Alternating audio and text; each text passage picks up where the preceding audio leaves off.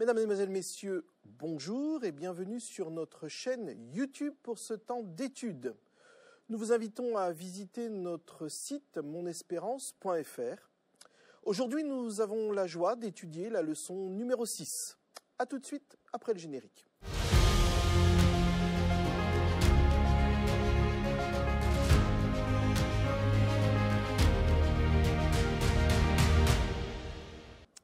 Nous avons la joie d'accueillir cette semaine pour cette leçon le pasteur Jétro Camille. Bonjour Olivier. Bonjour. Bonjour Yoran. Bonjour tout le monde. Et le pasteur Yoran Lupon. Bonjour à vous et bonjour à vous tous. Nous étudions donc cette leçon qui a pour titre la traversée de la mer Rouge. Et pour ce faire, je vous invite à ce que nous puissions donc invoquer la présence de notre Dieu et je vais demander au pasteur Lupon de bien vouloir prier pour nous. Notre Dieu, c'est avec plaisir que, ensemble, nous ouvrons ta parole, Seigneur, et pour cela, nous voulons nous disposer nos esprits et nos cœurs pour que ce que nous en tirerons nous soit utile, constructif, salutaire. En Jésus, nous t'en prions. Amen. Amen.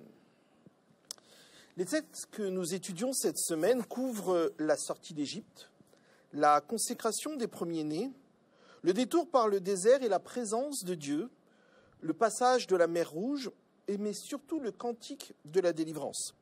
Je vous propose donc de voir à travers cette histoire du peuple d'Israël des applications pour notre vie. Je vous invite à prendre le premier texte, Exode chapitre 12. Alors c'est vrai que nous sommes dans le contexte de la nuit de la Pâque, et on assiste au jugement divin qui tombe sur ceux qui n'étaient pas couverts par le sang.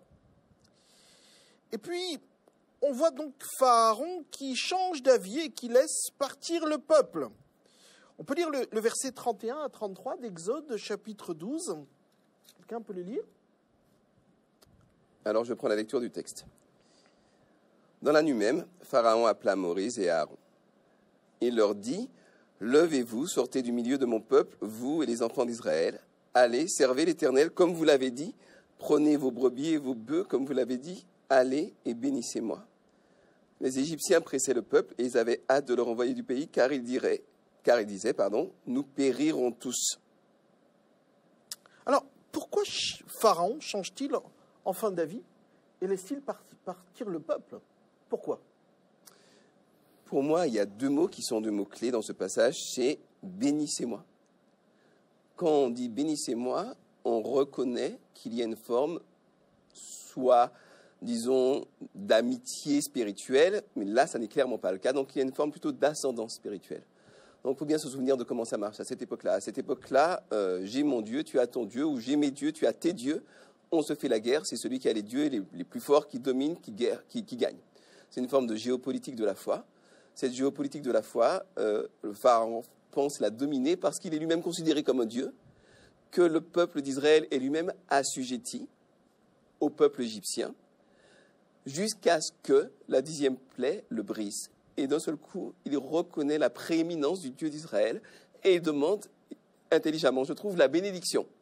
Ça ne va pas durer longtemps, mais il n'empêche que là, à ce moment-là, il y a comme une prise de conscience et un retournement de la part du pharaon. On pense qu'il est sincère. Est-ce que Dieu a-t-il besoin réellement de casser l'orgueil avant ? Est-ce que tu penses qu'il est sincère, Pharaon ? Disons que, oui, il est sincère dans le sens qu'il reconnaît sa défaite, il reconnaît que le Dieu des Israélites est plus grand que ses dieux, parce que ça a été un combat en plusieurs rounds, et à chaque fois, ce sont les dieux de l'Égypte qui sont visés à chaque fois, d'accord ? Donc ça, il le reconnaît. Maintenant, est-ce qu'il est au stade de la repentance dont on nous parle dans la Bible ? Ça, c'est encore autre chose, Ça, c'est encore autre chose. Donc, reconnaître la grandeur de Dieu et vivre la repentance, pour moi, ce sont deux choses différentes. Alors justement, en application pratique, est-ce que Dieu a besoin à chaque fois de nous casser, de casser notre orgueil avant de nous délivrer ? Dieu n'a besoin de rien, nous avons besoin de tout. Nous avons besoin parfois de prendre conscience de la nature de ce que nous faisons, parce que le péché nous a rendus obscurs, très sûrs de nous. Nous avons mis en place des stratagèmes de justification dont la Bible parle très bien, quand l'apôtre Paul dit dans Romains 10 qu'ils se sont donné une justice selon leur propre cœur, enfin, ils se sont auto-justifiés. Ça, c'est au tout début de Romains 10, pardon. On a mis en place des stratégies très bêtes mais auquel on croit. Si, par exemple, mon ami, frère et collègue Yoran, ici, est plus brillant que moi et que j'en souffre, au lieu d'essayer de rejoindre son niveau, j'ai plutôt essayé de critiquer dans son dos. Bref, on met en place toutes sortes de stratégies et l'orgueil en est une. L'orgueil, c'est finalement ne pas reconnaître la place et l'état qui est le nôtre et vouloir être quasiment Dieu à la place de Dieu, en s'attribuant à soi toutes sortes de mérites réels ou imaginaires, mais en s'en glorifiant pour finalement compenser une forme de déficit. Donc, parfois, il faut que l'orgueil soit brisé pour qu'on puisse reconnaître l'état dans lequel nous sommes et puis accéder à une repentance qui soit sincère, qui soit sans arrière-pensée et qui soit libératrice, pour reprendre le mot que tu as utilisé et qui est très important, libération. Merci. Juste un mot à ce sujet. Il me semble que l'orgueil, c'est un petit peu la clé, ça a été le point de bascule quelque part, hein, quand on parle du péché, puisque c'est en se fiant en lui-même et en se défiant de Dieu que l'homme s'est perdu, n'est-ce pas ? On ne va pas reprendre les textes, on n'a pas le temps, mais la femme a vu le fruit, elle s'est fiée à son jugement, elle s'est défiée de ce que Dieu avait dit et elle s'est perdue. Et donc, c'est en se défiant de lui-même et en se confiant en Dieu que l'homme sera sauvé. Je pense à ce texte d'un Corinthiens 1 où Paul dit « Où est le sage, où est le débatteur de ce monde ?» etc. La prédication de la croix, c'est une folie pour l'homme, etc. En fait, il faut quelque part que l'homme arrive au stade où il sort de cet orgueil, de cette confiance en lui-même, et il place sa confiance totale en Dieu. Alors, est-ce que c'est le cas de Pharaon ? On peut en douter. Voilà. On peut en douter parce que finalement, il y a le comportement et l'attitude qui viennent du fond de l'âme, de la sincérité du fond de l'âme. Et puis, il y a les moments où les circonstances te forcent. Voilà. Moi, j'ai vu un certain nombre de films, un peu d'action, où quelqu'un, on lui tire dessus et d'un seul coup, il crie « Mon Dieu !»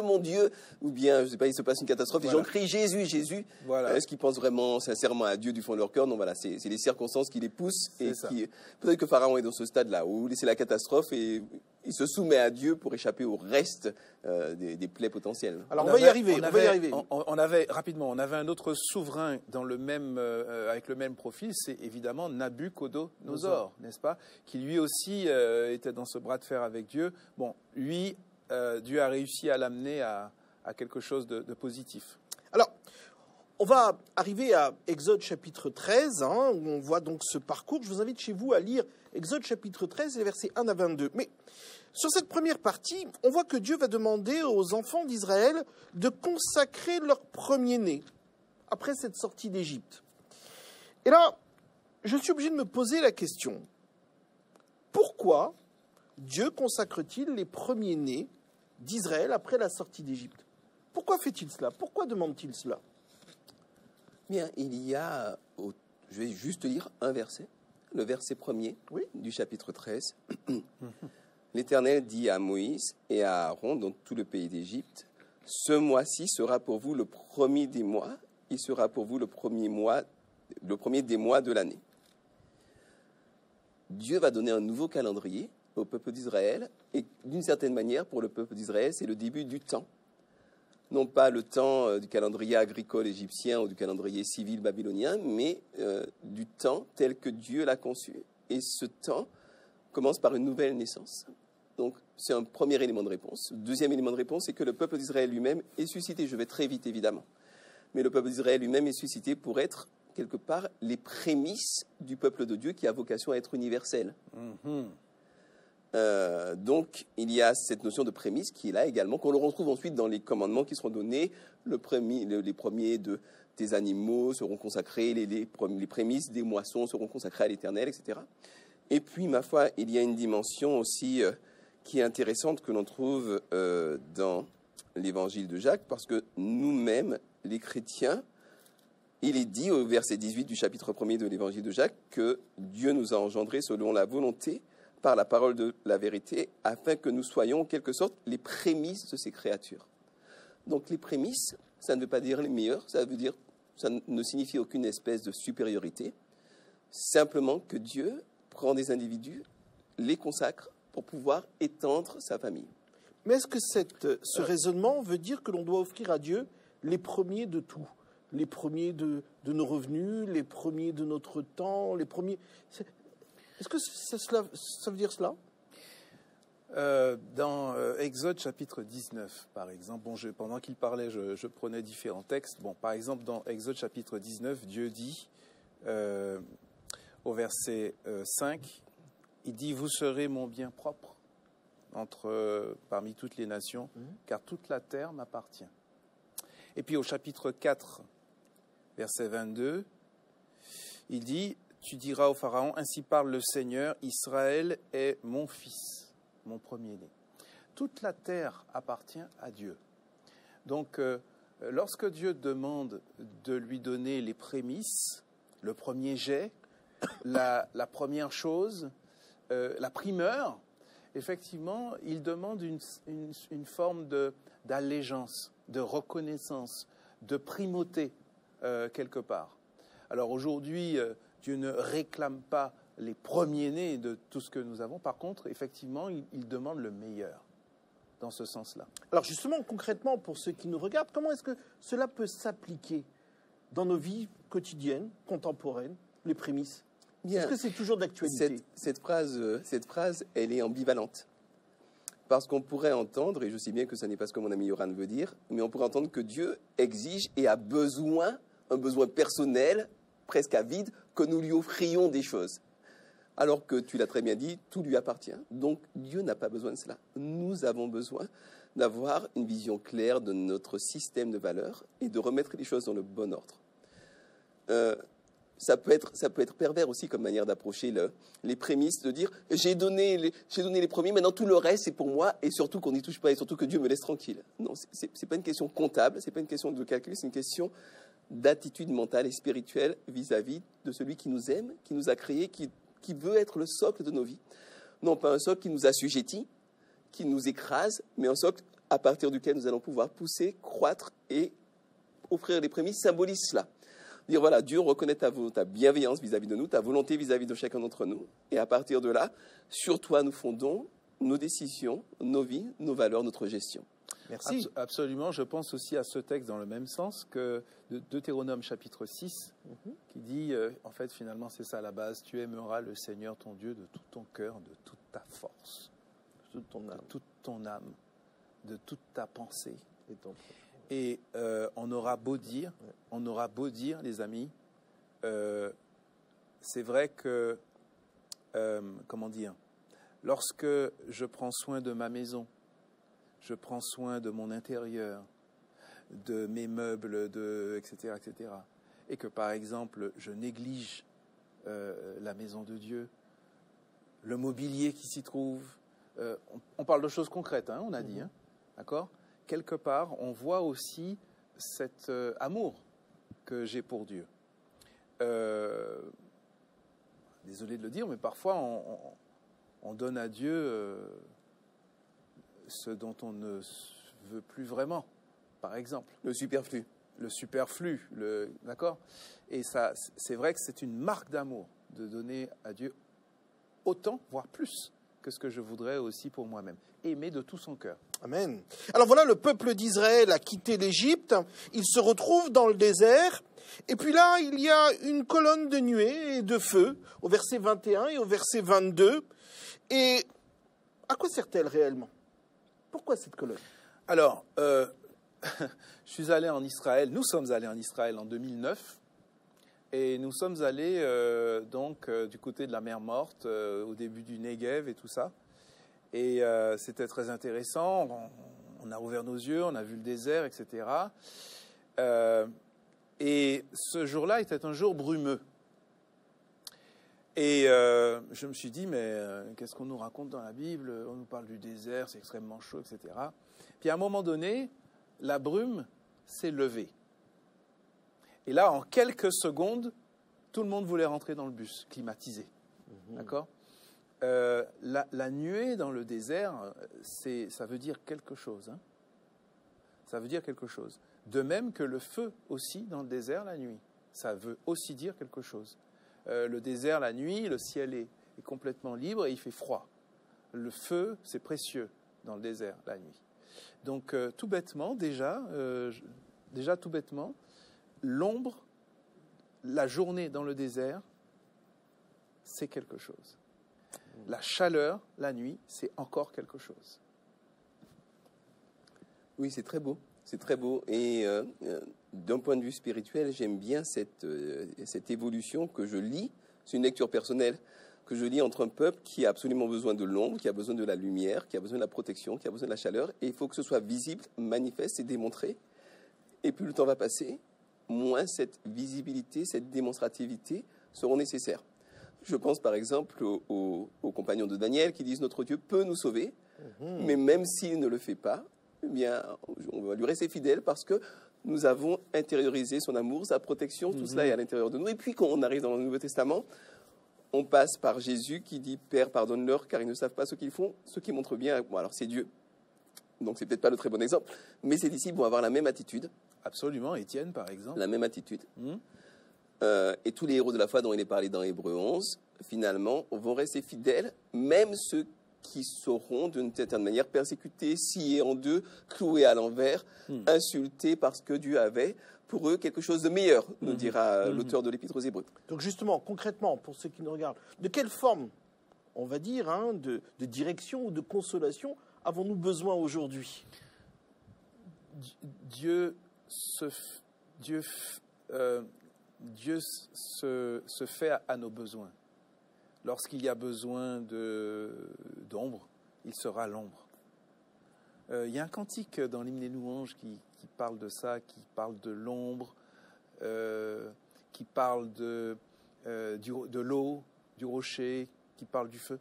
Voilà, Dieu, c'est cette présence qui répond à nos besoins et parfois dont on n'a même pas conscience parce qu'il est protéiforme et il est cette présence qui va se faire à nos besoins.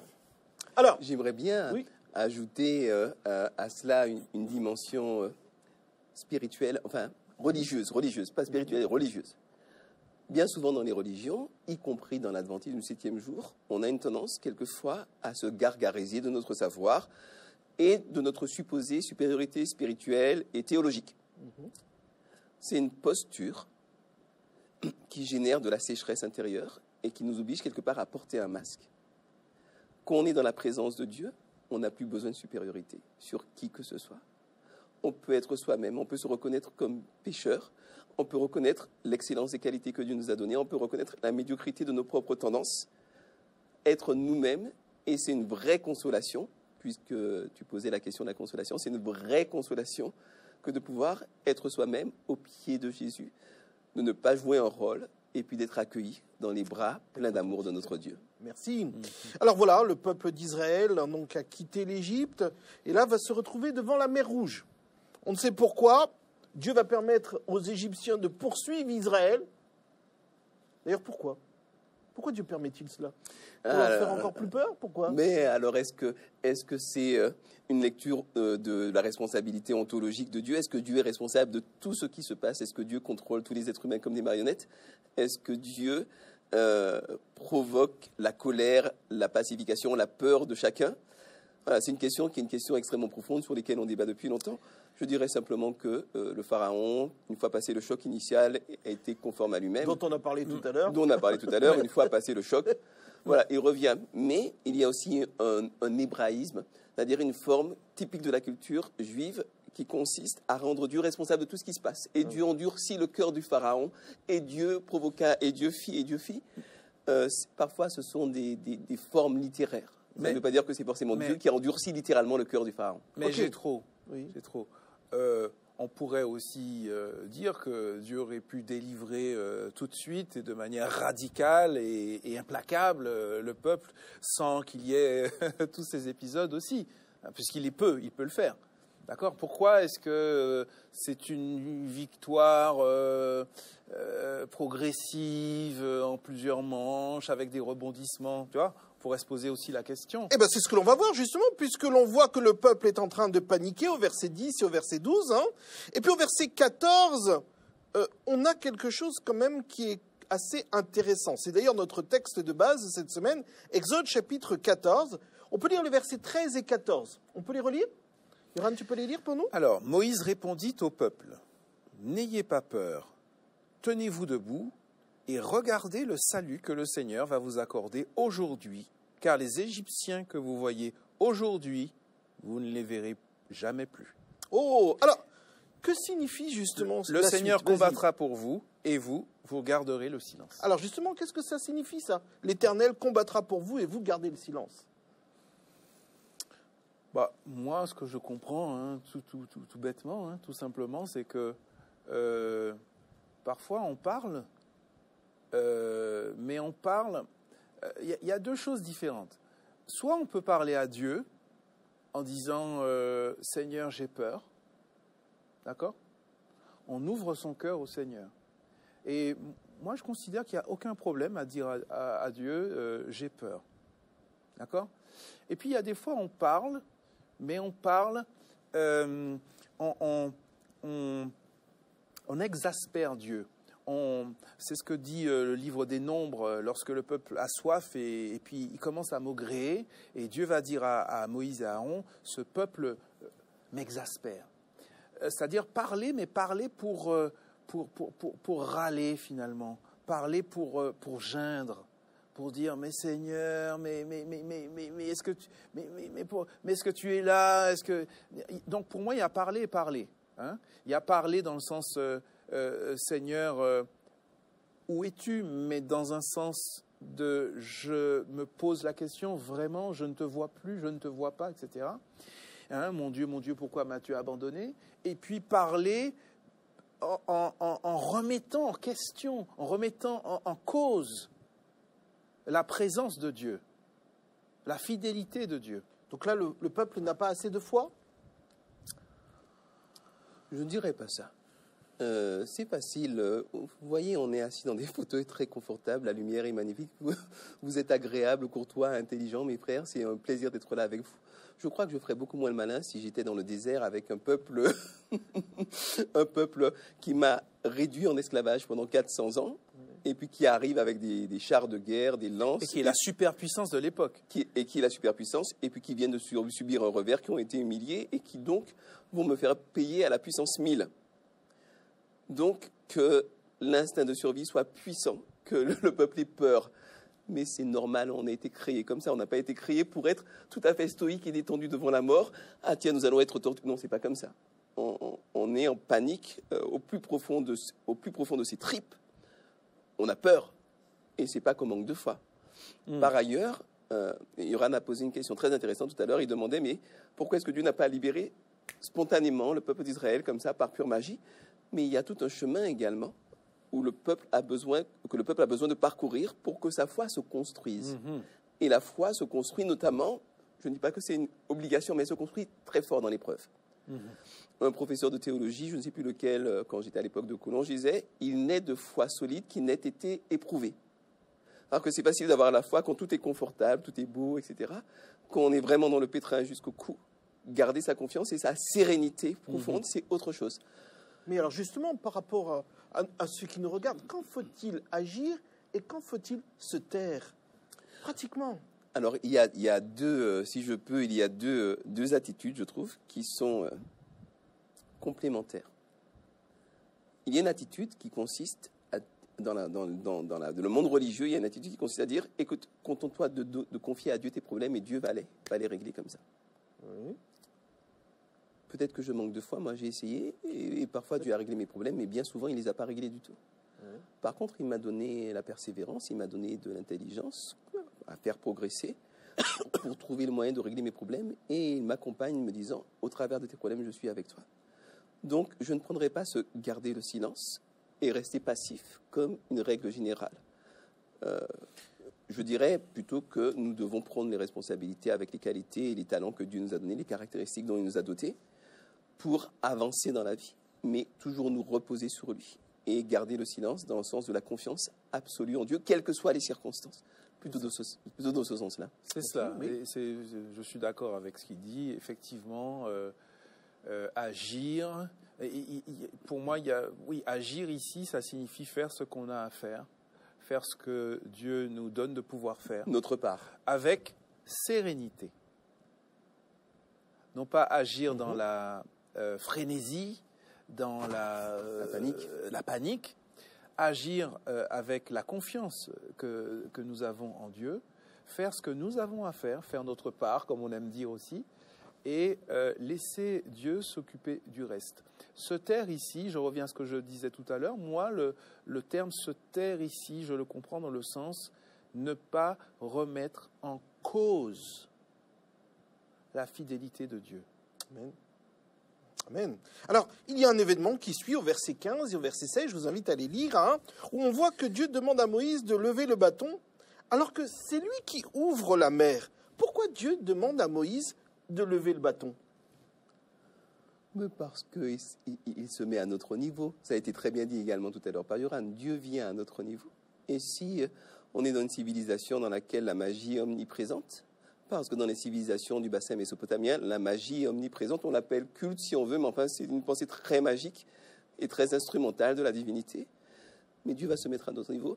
Il aurait pu simplement téléporter le peuple d'Israël, mais non, il va demander qu'il y ait une forme de scénographie qui soit mise en place, parce que le peuple a besoin de cela et que c'est ainsi que le peuple va s'approprier le miracle, le comprendre, le croire et voir la puissance de Dieu. Alors, il n'y a pas si longtemps, nous sommes allés en voyage d'études en Égypte pour la Fédération Nord et on a vu donc les trônes du pharaon, enfin Toutankhamon en l'occurrence, le sceptre, n'est-ce pas? On parle de symbolique. Le marchepied, hein, il y avait un marchepied avec ses ennemis qui étaient figurés là, et puis il mettait ses pieds dessus. D'accord? Donc effectivement, il y a tout un contexte culturel. Aujourd'hui, on ne se passe pas de bâton pour parler, par exemple, mais dans certaines cultures, on se passe le bâton pour parler. Enfin bref, donc le bâton de Moïse, c'est l'instrument. C'est le signe de l'autorité de Dieu. Voilà. Ok. Mais alors, aujourd'hui, pratiquement, quel type de bâton Dieu met entre nos mains pour être pratique? Alors, je dirais que nous pouvons être réellement, hein, nous pouvons être les bâtons de Dieu. Amen. Oui. D'accord? Nous pouvons être les instruments visibles, tangibles de l'action de Dieu.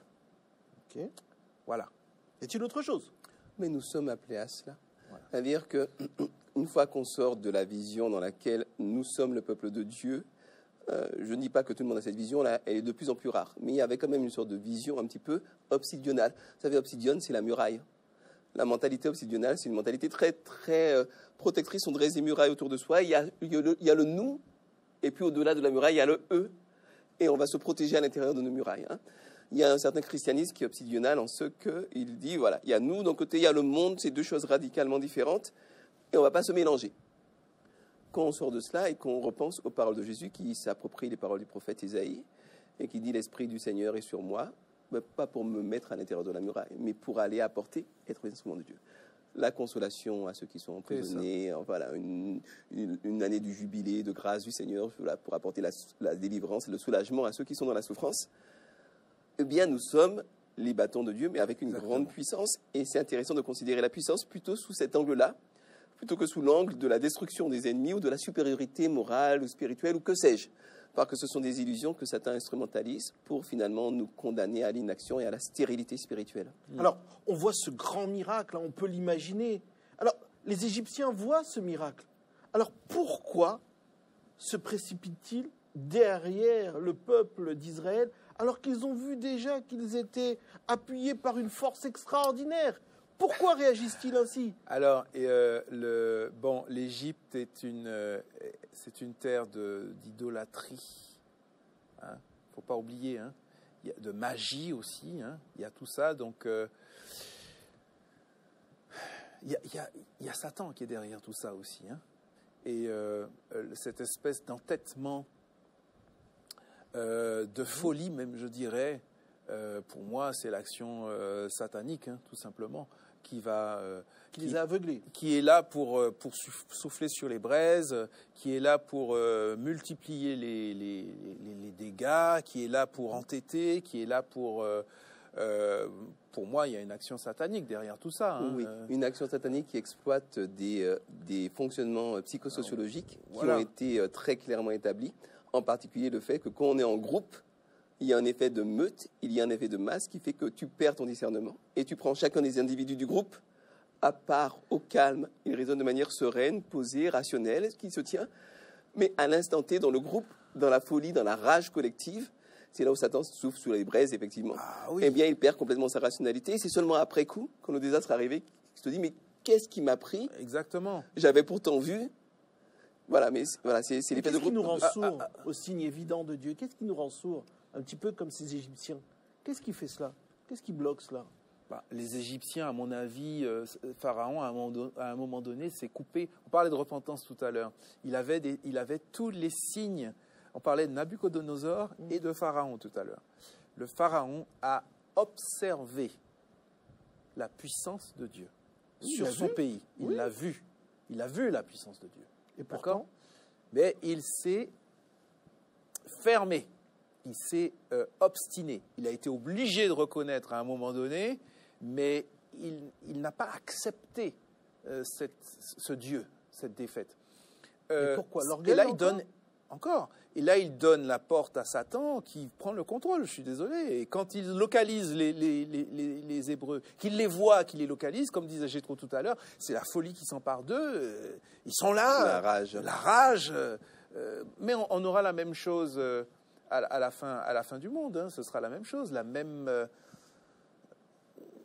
le même entêtement.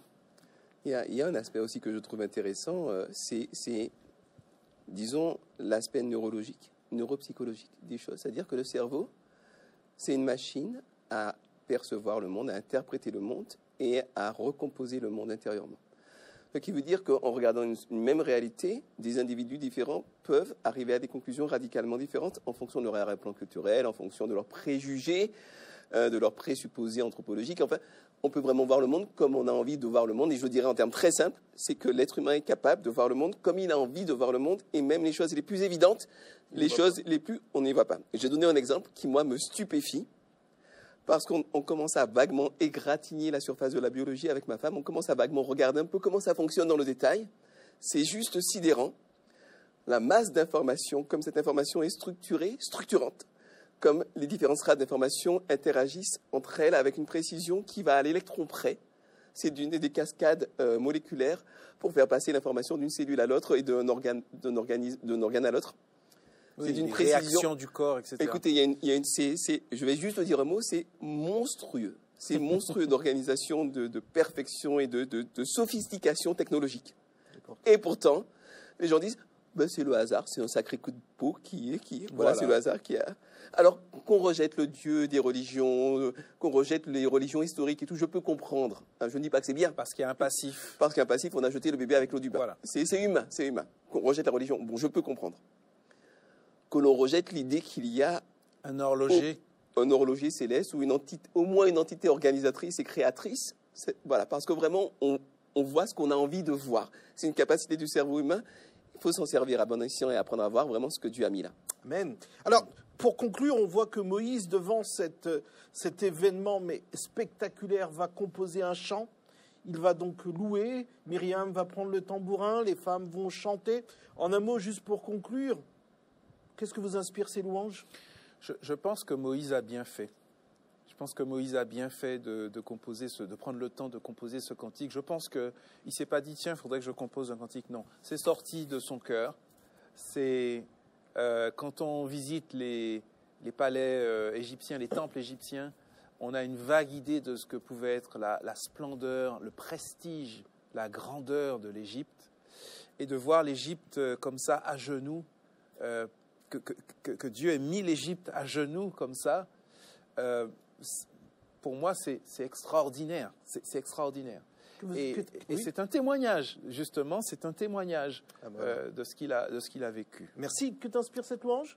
Si j'avais le pouvoir, si j'avais été élu président de fédération, ce qui n'a pas été le cas et je pleure encore dans ma chambre en solitaire, j'imposerais de chanter beaucoup plus parce que la musique, c'est très personnel, hein, mais la musique pour moi c'est la manière la plus immédiate et la plus première, si j'ose dire, quoi, la plus profonde de dire à Dieu son amour et sa reconnaissance. Intuitive. Voilà. Ouais. Et là, c'est un nouveau départ, ou la plus intuitive, la plus immédiate, quoi.